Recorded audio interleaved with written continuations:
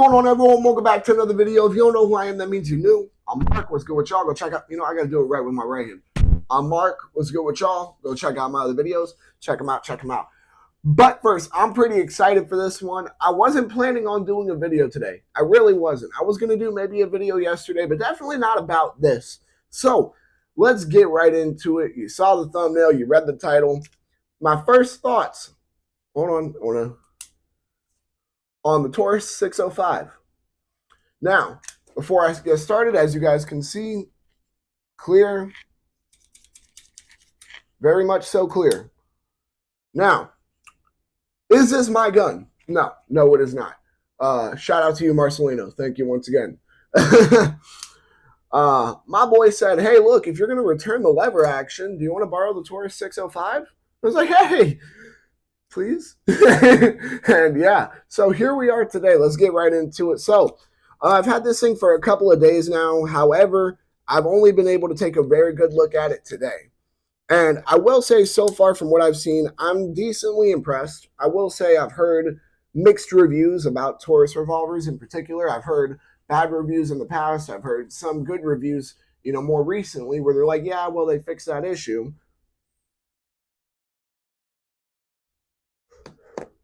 So, of course, what my question is, will this hold up to the test? And by that, I mean, will it do a good job during its review? Well, as of this moment, I have no clue. I have not put a singular round through this, nor do I believe a singular round has been put through this, if I'm not mistaken. If I am mistaken, by all means, the owner will let me know. Trust me. But for those of y'all wondering, it is a 5-round, or 5-shot, I guess you could say, but 5-round 357 Magnum revolver with a 2-inch barrel. Now, how do I feel about that? That's another question, because here's what I'll tell you. I mean, even out of the 6-inch Colt Python, 357 wasn't exactly smooth to shoot. Now, do I have an issue with it? No, but I am definitely interested to see how 357 is going to be through this 2-inch barrel. That's for sure. Now, as far as the review goes, will I be doing all 500 of 357? Probably not. The most I've considered doing out of the 500 that would be 357 is 250 of them. Some of y'all might be wondering, oh, why is that? Well, the main reason why that is solely because of the cost of ammo. 357 Magnum ammo is not cheap, to say the least. Now, moving on from that, the rest of the ammo, of course, would be 38 special.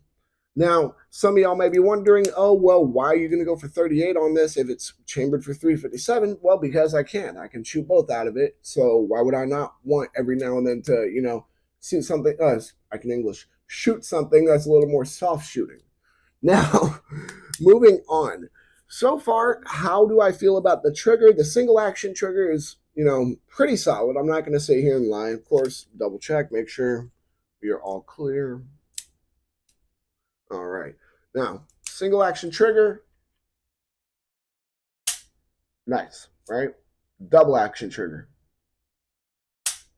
Heavier, little inconsistent.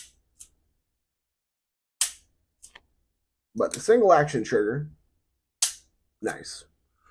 So, do I have worries about the accuracy of this revolver? Not necessarily, in the sense of how a lot of people might worry about the accuracy of their handguns, considering with a single action trigger, I mean, it's very hard to mess that up. The only way you can mess up hitting your target with a single action trigger is if you're not aiming correctly. Now, some of y'all might be wondering, oh, well, how do you feel about the style of, I guess, cylinder release, you would call it? And some of y'all who don't know much about revolvers might also be thinking in your head, well, what the hell is the difference? So for those of y'all who don't know, there are two main styles of how revolvers can have their cylinders be opened. Now, generally speaking, with, say, Smith & Wesson revolvers, a lot of other guns a lot of other brands who follow Smith & Wesson's suit on this, you will have this button right here. You just press it in a little bit and then take your index finger and, oh, wait, hold up. There we are. Pop it right there. You might have to break your firing grip a little bit like I did, but hey, you got to break your firing grip anyways to reload a semi-auto. Now, moving on from that, I do prefer I will say I prefer the Smith & Wesson style, cylinder releases over Colt style, that's for sure. But That's also just my opinion on it. Now, overall, do I have any concerns about the reliability of this firearm? No, not really. It's from all the reviews I've seen, it's a fairly good firearm, so I have no doubt that it's going to do a pretty good job. Once again, I'm speaking from the standpoint of I haven't put a single round through this yet, so let's make that clear. Now, will I say that there are a couple of cons about the gun? Yes, yes. Now, I'm going to get into a couple of them real quick because I don't want these cons to just be cons that you guys feel I'm springing on you for the review. Let's start with the grip. Now, I'm aware 2-inch barrel, definitely supposed to be a concealed carry revolver, no doubt about that. But my goodness, is this grip tiny, bro. Now, for reference, my index finger is about the size of the grip. Let that sink in. Now, when you grip it, you'll notice my hand almost completely swallows it. I could actually close my hand up like this, and you would barely see any of the handle. Now, of course, that'd be a terrible firing grip, but regardless, my point is that it is a very small handle. So if you do get one and you're like, hey, I'm not feeling the handle, you can get new handles and put them on there, which of course will definitely help you with shooting. There's no doubt about that. Am I going to put new handles on this? No, it's not my gun. Not my place to do that. If the owner said, hey, Mark, I'll give you the money to go get some new handles. If you want to throw them on there for me, that'd be great. Sure, I would have no problem doing that. But until I get that word, we're going to have the standard Taurus rubber grips. Now, I will say there is a pro about the rubber grips, which is that they do help absorb a tiny bit more recoil than, for example, your standard wood grips, as an example would. So that's always nice, especially considering this is a 357 Magnum. But my other con, and this is a con that, even the owner has spoken about with me before. So I don't want anybody to sit here and think, oh, you're just down talking another man's gun. Even the owner has said he doesn't like this. So the sights. If you guys can see the sights, and no, I don't know if you can tell, but that is definitely not pointed at me. If you guys can see the sights, you can see that all stainless steel sights.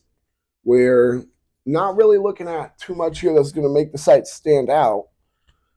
I mean, all in all, it might be a little difficult for some people to get their sight acquisition, which, hey, that's more than fine. If you do ever want to do anything to these sights, I'm sure you could to an extent. Like, for example, I'm sure some people might want to, I don't know, maybe add a little bit of white on the front sight to make it a little easier to line up. Something along those lines. However, though, my entire point I'm getting at is that while there are some good pros here, for example, single action trigger, you know what I mean? There are some cons, like, for example, how short this grip is, the sights, you know what I mean? Now, I will say a pro that I find among this revolver, the Taurus 605 in particular, and I'll be honest, let me keep this in mind, guys. If you check out my whole channel, you will notice I have not reviewed a single revolver yet, let alone a single 357 Magnum gun or 38 Special gun.